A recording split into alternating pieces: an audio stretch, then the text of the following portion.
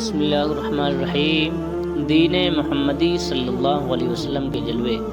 حضرت سیدنا علی بن احمد بغدادی رحمۃ اللہ علیہ فرماتے ہیں کہ میں نے حضرت سیدنا ابو بکر شبلی رحمۃ اللہ علیہ کو یہ فرماتے سنا کہ میں ایک مرتبہ مکہ مکرمہ سے ملک شام جا رہا تھا۔ راستے میں میری ملاقات ایک راہب یعنی عیسائیوں کے عالم سے ہوئی۔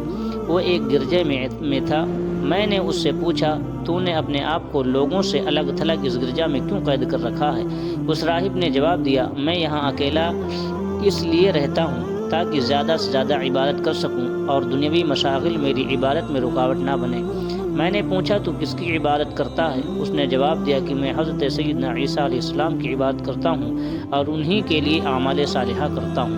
میں نے کہا، کیا وجہ ہے کہ تو معبود حقیقی اللہ عز و جل کی عبادت چھوڑ کر اس کے نبی علیہ السلام کی عبادت کرتا ہے، حالانکہ عبادت کے لائق تو صرف اللہ عز و جل ہی ہے، معبود برحق تو صرف اللہ عز و جل ہی ہے، پھر تو حضرت سیدنا عیسیٰ علیہ نبینا علیہ السلام کی عبادت کیوں کرتا ہے؟ میری یہ بات سن کر اس راہب نے کہا، حضرت سیدنا عیسیٰ علیہ نبینا علیہ السلام نے 40 دن اور 40 راتیں بغیر کھائے پیے گزار دیں۔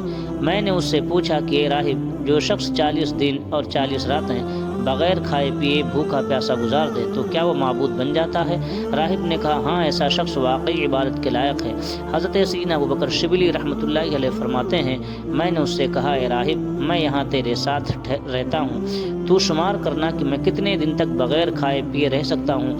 چنانچہ میں اس راہب کے ساتھ اس گرجے میں رہنے لگا۔ میں دن رات عبادت الہی عز و جل میں مشغول رہتا، نہ کچھ کھاتا نہ پیتا۔ اس طرح جب 40 دن اور 40 راتیں گزر گئیں تو میں نے اس راہب سے کہا، اگر تو چاہے تو میں مزید کچھ دن بغیر کھائے پیے گزار سکتا ہوں۔ راہب نے جب میری یہ حالت دیکھی تو پوچھا، تمہارا دین کون سا ہے؟ میں نے کہا، میں نبی آخر الزماں شہنشاہ کون و مکان صلی اللہ علیہ وسلم کا امتی ہوں، میں ان کا ادنا سا غلام ہوں اور ہمارا دین اسلام ہے۔ وہ راہب میرے پاس آیا، اس نے عیسائیت سے توبہ کی اور کلمہ پڑھ کر دامن مصطفیٰ صلی اللہ علیہ وسلم سے وابستہ ہو گیا۔ پھر میں اسے اپنے ساتھ دمشق لے آیا اور وہاں کے لوگوں سے کہا، اے لوگو، اپنے اس نو مسلم بھائی کی خوب خیر خواہی کرنا اور اسے کسی قسم کی پریشانی نہ ہونے دینا۔ میں چند دن دمشق میں رہا۔ وہ شخص اب ہر وقت اللہ عز و جل کی عبادت میں مشغول رہتا، خوب مجاہدات کرتا۔ پھر جب میں دمشق سے واپس آیا تو اسے اس حال میں چھوڑ کر آیا کہ اس کا شمار اولیاء کرام رحمہ اللہ تعالیٰ علیہم اجمعین میں ہونے لگا۔ اللہ عز و جل کی ان پر رحمت ہو اور ان کے صدقے ہماری مغفرت ہو، آمین بجاہ النبی الکریم صلی اللہ علیہ وسلم۔ سبحان اللہ عز و جل۔ اگر آپ ہمارے چینل پر نئے ہیں تو ہمارے چینل کو سبسکرائب کریں، لائک، کمنٹ اور شیئر بھی کریں۔ شکریہ۔ السلام علیکم ورحمۃ اللہ۔